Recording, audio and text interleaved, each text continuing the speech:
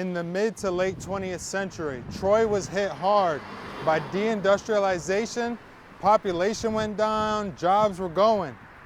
So it's incredible that this grocery store has been able to stand the test of time. It is a true monumental landmark to Troy, Lansingburg, the whole community.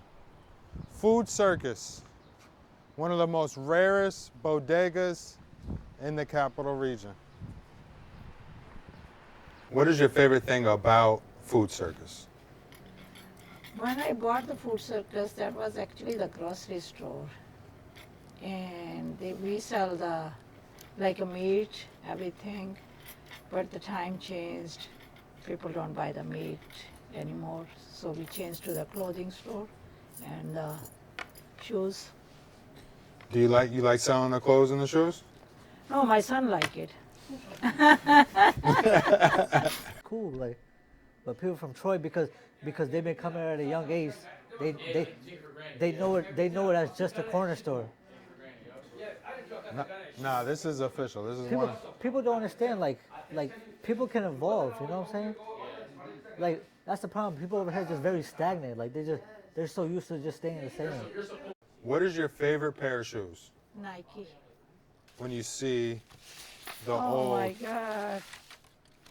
Food Circus. That was the old owner. Too cheap. Too cheap, right? Yeah. £9 ham, Oh my God. Ice cream 59 cents, Pepsi 59 cents. That's a long time ago. That's what Yeah. you guys used to sell. You guys used to sell Pepsi 59 cents. No, the old owner did that. We So bought you got from Food Circus, the, 28. yeah, we bought the same thing, same ownership. You could keep that if you want. You want to keep Where do that? you find this? I looked that up. I've been doing a lot of research on this store. Oh, What are some customers you'll never forget? Debbie. She always comes here, play the lotto, and sit around behind the counter with me. One day suddenly she didn't come, and next day I find out she died. That's, Sad. yeah. Okay, I so- never forget her because she always sit with me. Okay. So, blessings to Debbie. Think about the neighborhood. How has the neighborhood changed over the years? I think neighborhood didn't change that much. No? It stayed No, the same? It's still the same. Iceberg lettuce, 19 cents. Oh my God. $2 now. $3 now. Yep. Here's another one. I got more. We got the sirloin steaks, 88 cents. Yep. We're here with Sav. And Sav, how long have you been running this food circus with the family? How long has this been going on? Well, so we had the store, I think we had bought it back in 2003, 2004. Before we had bought the store, it was a deli. Okay. So, and then I think business was slow for them, so, and the family was getting old, so they decided they wanted to sell. So then my father, he came upon this, and then he thought it would be a good opportunity, good business opportunity, so then we bought it. And then we tried to do the deli initially, but it wasn't working for us. So then we just switched it up and just made it to all convenience store, and ended up just working up to what we're doing now, where it's like a convenience store mixed in with clothing and all other types of stuff, products. And what's the story behind your parents? Are they from Troy? What? So my parents both born, raised in India, Okay. came here, immigrated. First, initially, my dad came here early '90s, and then he came back to India and decided that this is where he wanted to settle down and start his future. And then he brought my mom and myself over like 3 or 4 years later in 1995. Okay. So were you born in India as well? I was also born in India. I came here when I was only 4 years old, so Okay. pretty much born there, raised here. And what part of India? North side. So my family's from the state of Haryana, and our village is Mulana. Okay. And what are your earliest memories from that time when you were younger? Well, as far as India goes, I don't have too much of a memory. Okay. Okay. But from stories and stuff, they say like like I used to run around in the farms, Okay. and, play with the cows. Actually, I got a scar on my head from like falling, like riding a cow, pretty much. You was riding a cow and Yeah. busted your ass? Damn. Okay. So after that, why did your parents pick Troy, Lansingburg area? Well, so we did all of upstate pretty much. Initially we started in Schenectady. We had a gas station over there, Okay. and then from Schenectady we moved to Albany.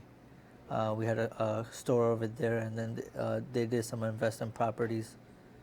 So after that, we came over here in Troy because he saw this store. He thought it would be a good opportunity, good business opportunity, and that's how we ended up over here. And how old were you when they purchased this store? I think I was in 8th grade, so I want to say either like 12 or 13 years old. And was it something big talked about in the house, or was it just another store to buy? Was there a lot of potential and excitement over this store versus the others? Well, my dad, he's just like he's a very spiritual person. So Okay. whenever like something feels right to him inside, like, cause he's big on meditation, so he does a lot of meditation. So he's big on spirituality. So whatever, so from him, I think maybe he saw a vision, or maybe he was doing meditation and he thought like this was the right spot to be at. Got it. In 8th grade, did you see the vision with him, or did you? No, in 8th grade I was just in high school, like middle Okay. school, high school, I was just playing sports, hanging Okay. out with friends. Were But like you- I would help out like here and there, but like wasn't like working full time or anything like that. Like as far as like decision making for the store. What are your earliest memories of when they purchased the store? Were you in here helping them get everything ready, or? Earliest memories I have is like always just playing across the street at the park, Okay. and then like like if I wanted someone to drink a Gatorade or something, just come right here, grab a Gatorade, go back across the street. Yep. Smooth. And then anytime like people come in the store, like, oh man, yo, you from Food Circus, you from Food Circus. Or anytime I'm playing basketball, they be like, oh man, you from Food Circus. Anytime I hit a jump shot or something, they were like, oh man, of course he across the street, of course he gonna hit the jump shot. So yeah, that's your stomping grounds right Yeah, there. Yeah. yeah. Okay. And what's the name behind Food Circus? How did that come about? It was already named Food Circus before. Okay. Yeah. So you guys just bought it from previous owner, and Yeah, and just kept the name. Okay. And what did you guys add differently than the previous owners? What we added differently is just, we just expanded on the groceries, added the lotto machine, added the money grain machine, and we also do the check cashing. Okay. So you guys, wow. Okay. So you guys do it all. So you guys can come here, cash a check, cop some shoes, do groceries. Yeah. So that was my thinking behind the sneakers and clothes, because people will come and cash checks. Mm-hmm. So people come in store, cash checks, and then like maybe they might be thinking of going out at night, or maybe they got something to do. So instead of them going to the mall, or instead of them making another pit stop, they can just make the pit stop right here, save them some time and possibly save them some money too. Because I like to think like my price point of my clothes and sneakers is not too high. No, so me personally, I'm somebody that shops at Burlington Coat Factory, DSW. I'm a real budget shoe kind of guy. If I'm making a big purchase on shoes, it's usually a birthday or a holiday. So myself, I'm not somebody that I'm gonna go to a mall to buy shoes or anything like that. But once I came in here and I saw the shoe wall, I had to shop. And the colorways that you guys have, I haven't seen other places and all that. And we're going to get to it because I have a lot of questions about the clothing and the shoe side. But I really want to know like more of the history of the store and your family and the behind the scenes of what it takes to run the store and whatnot. So when did you start taking on more responsibilities in the store? I started taking more responsibility after I graduated from college. So I went to school at St. John's University in Queens. So after that, I tried to do a job here and there, but in my mind, like I always had it that I'm the type of person, I'm more like entrepreneur. Okay, yeah. I don't really like to work for somebody or work for a company or anything. Not to say there's nothing wrong with that. Yeah. To each their own. I'm not. Like people make good careers off of it. I get more satisfaction of like making money off something that like you created or that you developed. Even if it's lesser than working like a 9 to 5. You know, to me it's not about the money. It's more about like peace of mind. 100%. That's what I always say. And sometimes it's hard for people to wrap their heads around the fact that life isn't all about money. It's more Right. about the time and all that. So, listen, we do fifth place. I'm all about entrepreneurship. And these days you can do there's so many hustles that you could do now. So, once you started taking on the responsibilities, actually, we got to talk about St. John's because that's pretty cool. So, what did you go to school for? So I went to school for sport management. Like Sport management. Okay. like that was my passion. I like sports, basketball the most. So Okay. I wanted to get a career in sports, but just didn't end up working out. Cause my thing is I don't think I networked enough. If I could go back in time, I probably would have networked more. Okay. I mean, networking, you got to be a little outgoing to network and Right. whatnot. So with St. John, you were doing the sports management. After that, what was life looking like? So after that, I graduated. I had initially I planned on going back for grad school. So I ended up working for this. It's like this mentor tutorship program. So with that one, if you got into a graduate program, you could get a graduate assistantship with the program. Mm-hmm. So, but then I applied for a couple of programs. I didn't end up getting in, but still, all in all, it was a cool experience working with the mentor tutorship program because I was working with the like middle school and high school students in New York City. So it was a nice, cool little experience, but it just didn't end up working out. I didn't get into the graduate program I wanted to get into. So then you just ended up coming and just working with the family? Yeah. So after that, like my parents saw that the situation wasn't working out, so they were interested in buying a liquor store in Schenectady. So they opened it up to me, like, hey, like if you want to come back, then we'll get the liquor store, and then you can manage it and take care of it. So initially I wasn't really open to it because I wanted to like kind of make a career for myself. I did like the whole city vibe, being out in the city. Yep. It's kind of like being free and being open. But then at the same time, it's like it just got overly expensive, so I had to start worrying about finances and stuff like that. So I just decided, you know what, like, yeah, let me just come back and give it a try. So you held down the liquor spot in Schenectady for a little bit? Yeah. And I know you got some stories about that. Like, any memories from liquor store Schenectady? The liquor store, like, Or was it a con spot or? liquor store, it's the same thing. We bought this from a family that had it for an old Italian family. They had it for 50, 60 years or something like that. The person we bought it from was the son of the original owner. Okay. So it was his father. He owned the store, then he took it over, and then he ended up just getting old. You know, has some health. His wife had health issues. Yeah. So they decided they wanted to sell the store, and then same thing like I said with my father. He came across it. He thought it was right, you know, spiritually this and that, and then they decided to buy it, and then they let me handle it and take care of it.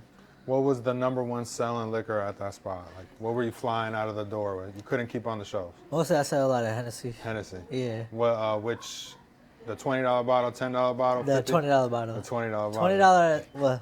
Well, now it's $20. At that time it was 25 or 27 altogether. It went down in price? Yeah, it went down in price. Henny's cheaper now? Yeah. Oh wow, I did not know A few that. years back it was more. I think just like 3 years back it was a little bit more when it went down in price. Yeah. Okay. Now a lot of people buying tequila now. Tequila's the Yeah. Casamigos? Yeah. Like Don Julio. Don Julio? Yeah. Okay. Yeah. Patron's still selling good. Casamigos, it was good. It was good for a little bit, but then it slowed down. But it might be picking back up now. Okay. So what made you want to stop working at the liquor store? No, I still work there. Oh, okay. I still work there, but I only go there like once a week. Okay. Just so pretty much just managing it. Which liquor store is that? Is it on Albany Street? It's on Broadway. Broadway. Okay. It's called Anand, A-N-N-A-N-D, Wine and Liquor. So how many businesses y'all got? You got the liquor. 2 businesses. Okay. Okay. This one and the one is connected. Yeah, and then they got rental property. Oh, nice. Okay. Okay. So you manage that. You do this. So what are your roles? When did you start taking some big responsibilities over in Food Circus here? Pretty much like after I graduated. Okay. Yeah. And what do those big responsibilities entail? Like, what are you supposed to do here? What is? Here I'm mostly like my thing is the clothes and sneaker side, but still aside from that, I also work behind the counter, handling the register. Yep. I also do the lotto machine, the check cashing. Yep. Right now it's temporarily stopped. We're working to get it back, but we used to do the check cashing, and then like go pick up the groceries from Walmart, Sam's Club, stuff like that. Yep. So everything, pretty much. And with you knowing of this spot for a lot of your families held it down, how have you seen the neighborhood grow? Has it gone up, gone down? What do you think? How has the neighborhood changed over the years of your family owning the store? Truth be told, I would try to say like it kind of got a little worse. I mean, I'm gonna be honest. I went through I got some old archives of like newspaper articles and stuff like that, Yeah. and a lot of stuff goes down on 112th Street. You know, like Food Circus was in the newspaper a couple times. You know, why is that, and what is it that you I don't think? know, cause I guess now like the younger generation, they maybe like they're too heavily influenced with like social media, so like they might see something online that like maybe they're like influenced by it, and then it's really not like impactful in a positive way. Yeah, but I thought it was like always kind of the known rule to not mess with mom and pop bodegas though. Like, you know, like. Yeah, but you see, that's how we grew up. Okay, You know? yeah, because that's like, you can fuck with everybody Yeah. else, but Yeah. small businesses, mom and pop, you That's don't how really. we grew up. But you know, nowadays with social media and everything, nowadays and age, it's like this, honestly, like no rules, you know? Yeah, yeah, Because now, think about it, like now, camera everywhere. So people have no respect for anybody's privacy either. true, yeah. Not everybody wants to be videotaped on camera. Not everybody wants to be on a stream, or not Yeah. everybody wants to be like, pretty much, like, some people still want to live a very much private life, you know? 100%, 100%. So what have been some instances, have you encountered anything yourself while working here? We had one incident where this one younger kid, underage kid, under 18, he tried to rob us one time with a flare gun. With a flare gun. Yeah. Okay. So he went behind the counter. My aunt was working at the time, and then he tried to get her to take the money from the cash register. So then she called from upstairs, and I came down, and I tried to defuse the situation, and it looked like he was gonna leave for a moment, and then right before he was about to walk out the door, he pointed the flare gun at me. So then he pointed the flare gun at me, and then he tried to click it. It didn't click because he didn't like, you know, like, Yeah, cock it back, yeah, you got to cock it back in.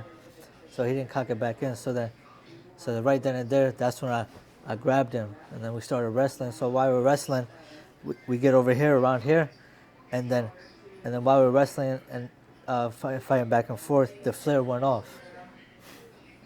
And it grazed me right here. Really? I had to get stitches and everything. For real? Yeah. Oh shit. I can show you a picture on my phone and everything. I Oh had to get- damn. Yeah, we'll add that into the edit. Wow. I didn't. That's random. Yeah. Well, bless and thank God that it was not nothing. It could have been worse. It Yeah. could have been worse. I Yeah. could have got my eye taken off. 100%. I know. Wow. Has anything? That's probably. That's about it. Like I said, other than that, most people because most people, like, their parents, when they were younger, they used to come into the store, so Yeah. they know from their parents, like, these people, like, we're good people. Yeah. So like most of the younger generation, they're good, but some of them don't know, you know. For sure. That's why I didn't understand like it being in the tabloids, because it's such a like a monumental spot to Lansingburg. You guys have survived the times of Right. like so many different decades and eras, and that's ideally why I wanted to come down and talk with you guys and showcase the spot, because that's something to be very proud of, like being able to last all these years through like the deindustrialization for here. People were losing their jobs here and all that, and there's still been that neighborhood market where people can come and cash their check, get some food, and their house is right down the street. Right. So moving on to the clothing, the shoes side, how did this all come about? I used to have a store myself, and I remember reaching out to Nike, and you needed to be in business for X amount of time, and I could just never get a Nike contract. So like, how does this all work? So before, well, we always used to sell white T-shirts, That's classic. You like need that. plain white T-shirts and then colored T-shirts. That always been our mainstay for like, I don't know, I want to say maybe 15 years now. Yeah, that's a classic to a bodega. Yeah, I think we started that for 15 years. Yep. And then like we would sell like non-name brand clothes, just simple like cargo shorts, Yep. sweatpants, hoodies. We have this Korean guy. He used to bring his clothes, like non-name brand stuff. And No, you're good. should we wait? Well, we filming live. We're filming live in the store right now. So the volume can get a little loud sometimes. Hey, no, he open right now, so can't be too mad about it. But yeah, right where we were. So how did all the clothing and the shoes and all that start? Did you have that idea of bringing it in? Like, what was? Yeah. So like I said, while I was going to school at St. John's, I would always drive back, like maybe like every other week. So, and I would always stop at the outlet. So I would always stop at the outlet, and then my thing, I like Polo. I always used to go to the Polo store, and Polo was so huge at the time. Yep. So I always used to stop at the outlets, and I just like one day I just thought to myself, like, you know what, like I think I could sell some of this stuff in the store, but like in the back of my mind, I also thought like maybe I couldn't because like it's a corner store. Sure. So Yeah. like I said, like with the whole corner store vibe, people are gonna think it's fake. That was gonna be one of my next questions. Yeah. Glad. I'm not gonna lie, that's one of my concerns. So, yeah. That So- was one of my next questions. I'm so people glad gonna that you think brought it's that fake. up. So I would just start off small. So I would just buy like 1 or 2 pieces here and there. Yep. And then because I used to get coupons on my phone just for being a Polo member. Okay. So I used to buy 1 or 2 pieces here and there. Then like I started with like sweatpants, like sweat outfits. Yep. And then like with the polos, The with Nike the tags. stitching, Yep. Okay. Yep. like the old polos, and then just regular plain T-shirts. So I started off like that, and then I worked my way towards the sneakers. Same thing. I would do at the Nike outlet over there. Got it. Get sneakers on clearance. So I graduated 2009 from high school. So this is sounding like 2010-ish, 2011. Yeah. Is that the era that you started with? No, I would say like I went to St. John's 2012, 2013. Okay. So around then, 2013, okay, I would okay. say. Okay. 2013, 2014 is like when I first, and- yeah. Okay. Okay. LeBron's, Kobe's, Yep. Okay. Jordan's, obviously. For sure. Okay, so let's talk about the fake stuff, because you have too much heat here that I even was wondering, how is this guy getting all of these shoes? Like, so these aren't replicas, these are all good. We cashed out on All authentic. all authentic. All right. I haven't got the receipts to prove it. All right. Because I was coming to show love regardless. Even if they was foo-foos, I was going to cop. But good to know they're authentic. Good to know. Have you gotten that a lot? Have people? Yeah, but it's just like, at first, initially, I used to let it get in my head. And I talk back with the customers, getting heated arguments. But then after a while, it's just like, they're not wrong for thinking the way they want to think, obviously, because this isn't just exclusive clothing store. It is like, when you look outside, you think, oh, this is a corner store. I'm gonna go ahead and get my soda I'm gonna go ahead and get some candy. Yeah. You know, and then And then you got these on the wall. Yeah. And what makes it different is the color, is the styles you have, and the colorways is like they're so. If you know type sneaks. So I don't know, like you could almost get over on people that don't know type, Right. you know? well, But- my thing is I'm into fashion, so Clearly. like I think I know what would sell and what wouldn't sell, but at the same time it was also trial and error. There's some stuff I tried that didn't work out, but a lot of stuff I did try did end up working out. What was a heated moment that you had with a customer? Which style shoe did most customers think was fake? Jordans. Jordan. Yeah, obviously Jordans. Okay. Yeah, What's the most popular shoe being sold out of here? definitely Air Force Ones. Air All Force whites. Okay. That's probably my number one SKU, to be honest with you. Okay. Mostly in the summertime, obviously. What is your favorite SKU on the wall? I like Air Max 95s. I like Air Max 95s probably. Yeah, Air Max 95s are probably my favorite. I still like Air Force Ones. Jordans, I love Jordans. But I Yeah. like OG Jordans. Okay. So like the ones that like he used to wear on the court pretty much. What's your hot take on shoes? Like, what's something that you think differently of most people about shoes? My hot take is you don't have to give into like what's hot at the moment. Okay. You wear what you want to wear. Don't let anybody else dictate what you should want to wear. Okay. If you want to wear Vans, you can wear Vans. Yep. If you want to wear Adidas, wear Adidas. If you want to wear New Balances, wear New Balances. You shouldn't let somebody else dictate what you want to wear. You have to be yourself. That's the main thing. Like that's the main thing with anybody in general. You have to be yourself, no matter what. At the end of the day, you have to be yourself. You can't let somebody else try to make you something that you're not. Pretty much. 100%. And it's good that you preach that because you have one of the most unique stores in the capital region. So you're showing yourself through this, you know? Yeah. And what would you say was the hardest shoe to get on this wall? Still, the hardest shoe to get is probably like any like rare Jordans, Okay. like Travis Scott's. I haven't been able to get any Travis Scott's really. Like anything else that's like might be a collab or something. But other than that, nothing really. So like my two like hottest SKUs, hottest products is probably like Air Force Ones and the Air Max 90s. Okay. Air Force Ones is more like the urban community. Air Max 90s is like suburban pretty much. Like white people, they want the Air Max 90s. Got it. And And then Air Force Ones like mostly like like black people like that. do you get suburban people coming in here to buy shoes? Yeah, I guess some suburban people because same thing like word of mouth gets out. Yeah. And then the white people, I'm telling you, they love the Air Max 90s. Anytime I come in, they're like, oh my gosh, yo man, some of these colors I've never seen anywhere. Like you got colors that like nobody else even has. So Well, like I said, when I came in here, man, it was a trip. So I hope that we can show more people that this is one of the most unique bodegas. We travel cross country and we did not see a store like this. You know, I'm pretty sure there's probably one out there. I'm not saying that there's not, but we didn't come across it. We don't see these very often, and it's cool that it's in our hometown. yeah, that was my whole thing. I just wanted to be different. This is different. You know, like I wanted people to come in here.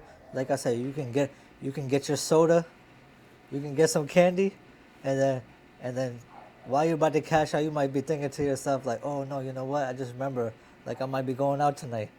Yep. Oh, I just remember I got a baby shower to go to tomorrow or something. I might Yep. need some fresh cakes or something for that.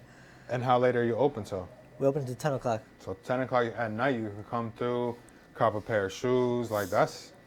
So over the years of you selling shoes, have there been any celebrities or big name people that have come through? Or One time we had Fat Boy, SSE. oh, Fat Boy SSE, okay. He came here one time, but I forgot to take a video with him. Okay, yeah, it's all I good. could have got a video with him.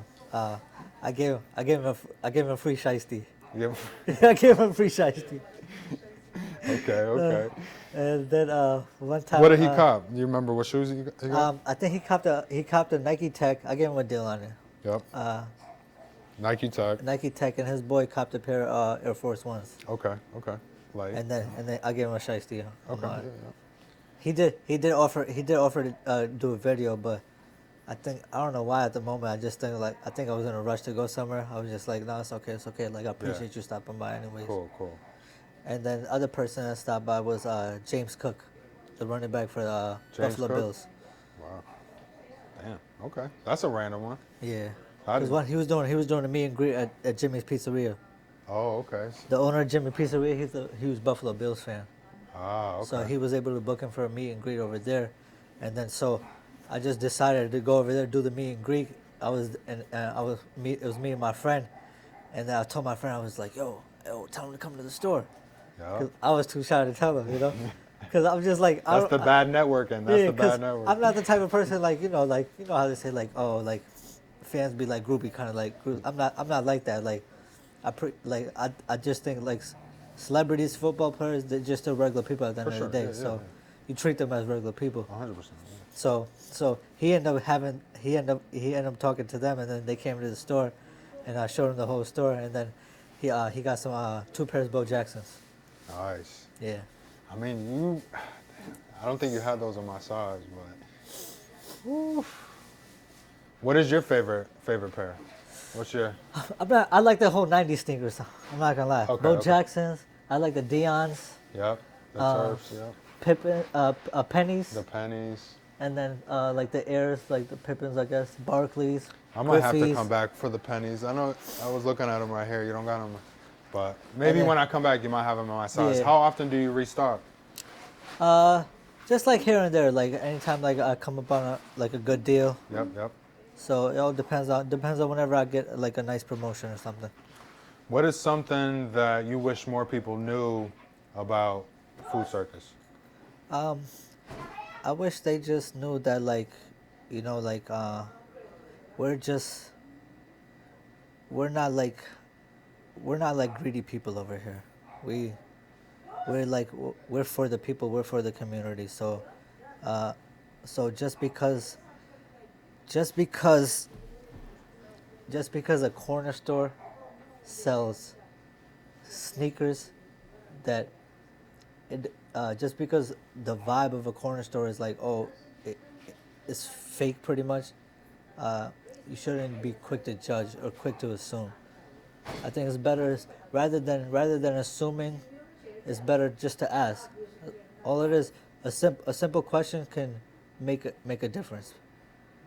So my main thing is like I don't do this for the money. This is my passion, really. Obviously, like you need money to survive. So that's the thing. You need money to survive, but this is my passion. Like I take more passion from the customer, like me putting together an outfit for the customer versus me making the money off the customer. Yeah. Like if I put together an outfit for somebody and then they come back like the next day or like a week later, like, yo man, the outfit you put together with me was fire, man. Everybody's telling me like, yo, where you got that from? Okay. I take more passion from that rather Yep. than making my profit or money off the sales, No, and it's cool. When people come in, they're chopping it up with you. You get the sizes. You got all the shoe boxes on top of the fridge. It's a dope look. That's like one of the first things you see when you come in. Yeah. A whole shoebox wall. Initially, we just started off with the one wall over there. Okay. Oh, all right. We started off with the one sneaker wall over there and then a showcase. Okay. And then I went to 2 walls over there on that side and the showcase. And then after that, I realized we had this over here. What advice do you have for up and coming young entrepreneurs? Up and coming is if you want something, if you believe in something, if something is your passion, then go for it. Don't let the naysayers stop you from chasing your dreams. Okay. Simple as that. Don't stop. Keep going. Like it's gonna be hard.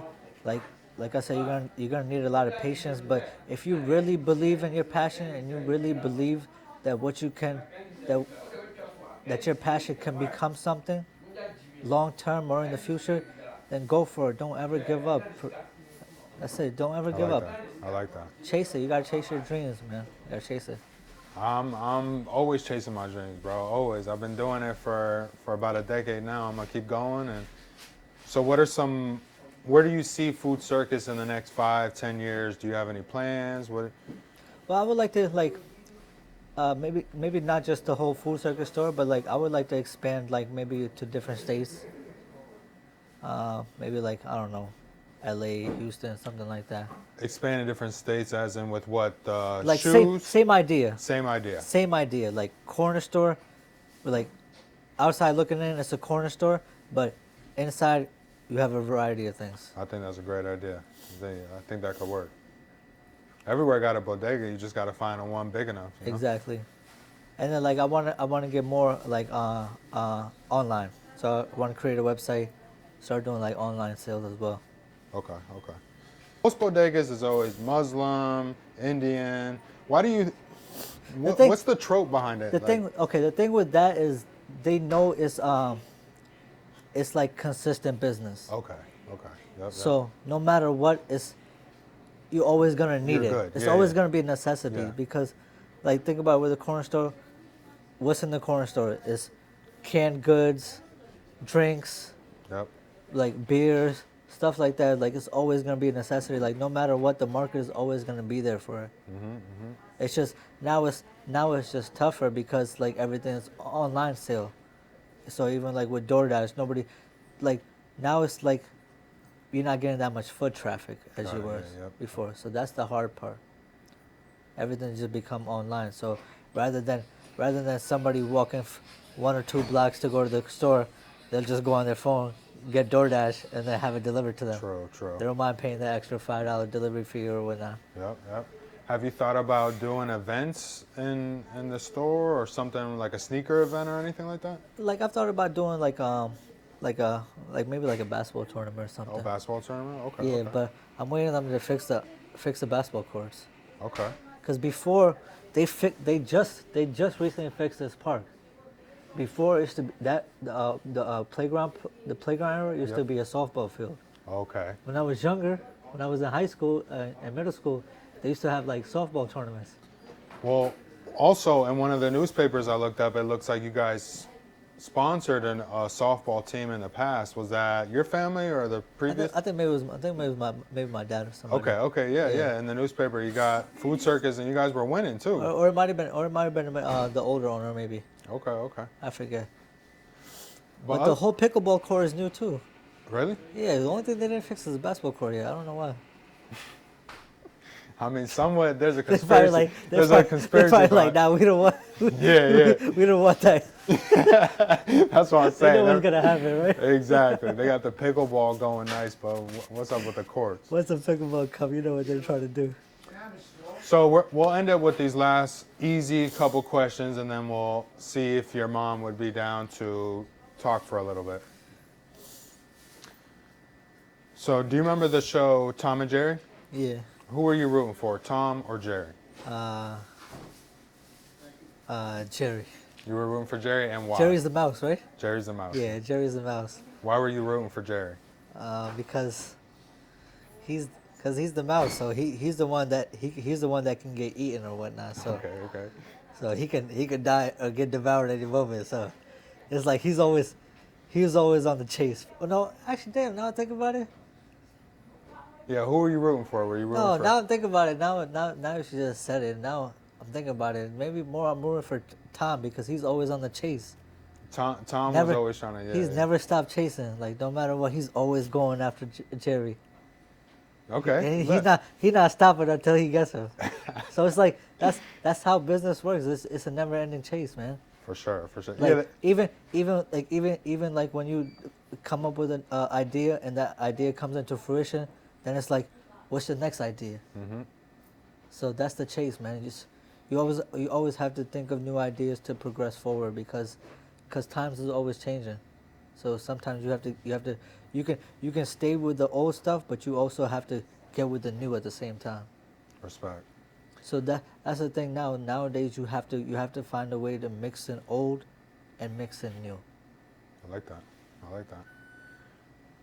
What do you, when you hear the words fifth place, what do you think? What's the first thing that comes to mind when you hear fifth place? When I hear fifth place is like, I think like you were saying, everybody just thinks of like like everybody just thinks of first and second place, third place, but uh, like like the thing with fifth place is like say you're running a race and and you end up in fifth place. The thing is like you, the thing is not like not to be like down about that. The thing is like, okay, if I come in fifth place, how can I end up? How can I work towards getting better, like, and then end up actually becoming first, second, or third place? Yes. Everybody wants to be number one, but nobody shines light on the journey to be number one. So in order to be great, you have to fail.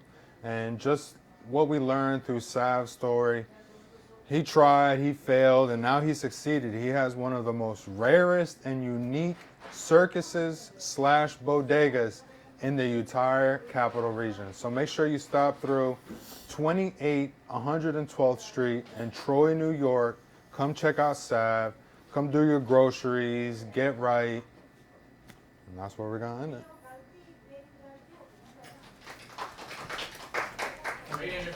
Yeah, And then if we